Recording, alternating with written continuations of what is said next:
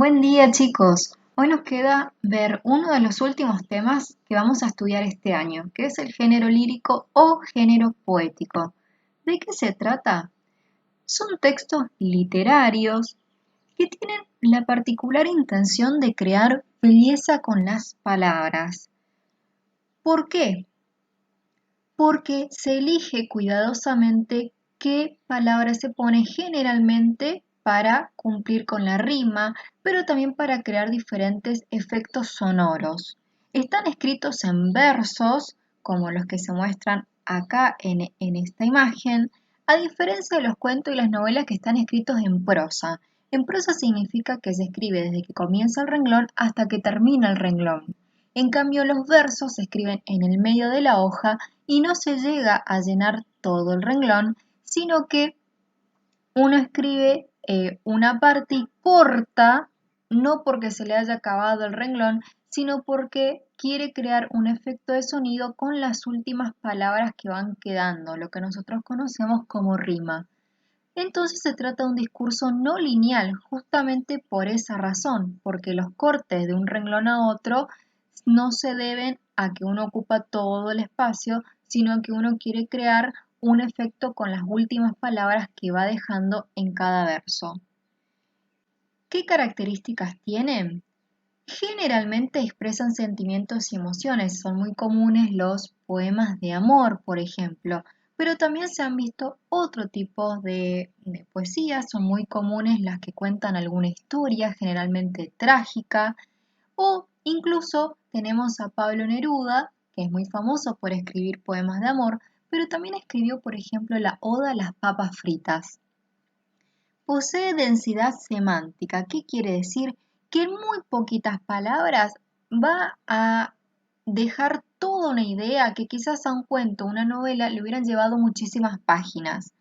Básicamente, las poesías son muy difíciles de analizar por esta característica en particular, porque hay toda una idea muy profunda que está puesta en muy poquitas palabras. La misma idea profunda hecha en una novela llevaría más de 100 páginas. Sin embargo, la poesía en poquitos versos, como por ejemplo este, ya nos tiene que dejar la misma idea que nos dejaría un texto más largo.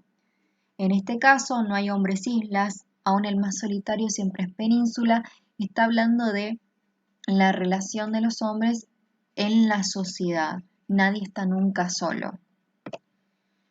El lenguaje en la poesía se transforma de denotativo, que es el significado literal que le queremos dar a las cosas, a lenguaje connotativo. Significa que hace referencia a algo más, a un sentido más profundo que el que está diciendo, que no es el literario.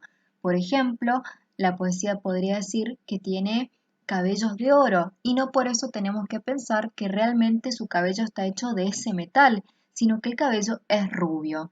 Eso es lo que hace el lenguaje connotativo, lleva un poco más allá afuera del lenguaje la referencia y no hay que ser tan literal.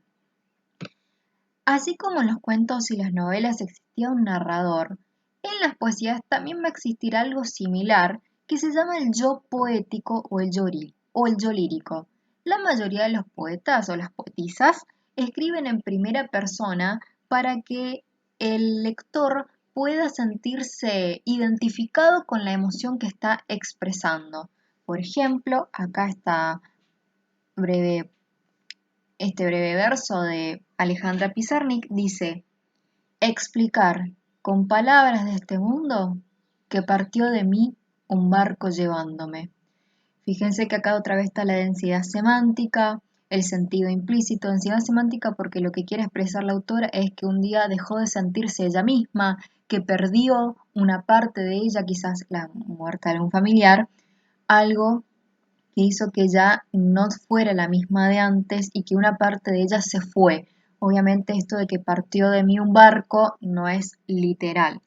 ¿Y dónde se ve el yo poético? La primera persona, acá donde se partió de mí un barco llevándome. Ahí es donde se ve que está el yo poético de manera explícita.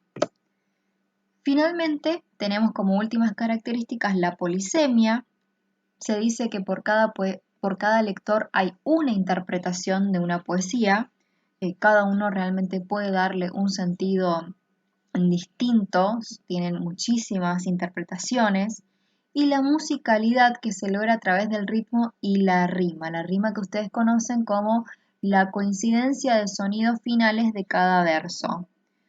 Por ejemplo, acá en este poema de Alfonsina Storni, que dice aquí descanso yo, dice Alfonsina, el epitafio claro el que se inclina, aquí descanso yo y en este pozo, pues que no siento me solas y gozo. Estas características hacen que la poesía sea considerada la forma más perfecta de literatura. ¿Por qué? Porque no solo que es la más difícil de interpretar debido a la polisemia impresionante que tiene, sino porque además cada palabra realmente está cuidadosamente elegida por los poetas. En la clase que viene vamos a ver qué tanto se esforzaron los poetas que hasta eligieron palabras que van a lograr que absolutamente cada verso, es decir, cada línea de sus poesías, tenga la misma cantidad de sílabas que todos los otros. Así de difícil es escribir poesía y así es como se esfuerzan los poetas al elegir las palabras. Tienen que ser lindas, tienen que tener densidad semántica, tiene que ser un lenguaje figurado, tiene que tener rima, polisemia y encima tienen que tener la misma cantidad de sílabas cada uno de estos versos. Además de todo esto, y por si no fuera poco, en las poesías aparecen las figuras retóricas, que son recursos, así como los textos explicativos tienen los procedimientos explicativos o los textos argumentativos tienen los recursos argumentativos. Acá vamos a encontrar las figuras retóricas, que son formas en que el lenguaje en las poesías logra crear algunos efectos. Acá se cortó un poco, perdón. La primera que conocemos es la comparación, que la vamos a identificar porque dice cómo o cuál, y el ejemplo de la tarea es de pronto como un breve latigazo a mi nombre.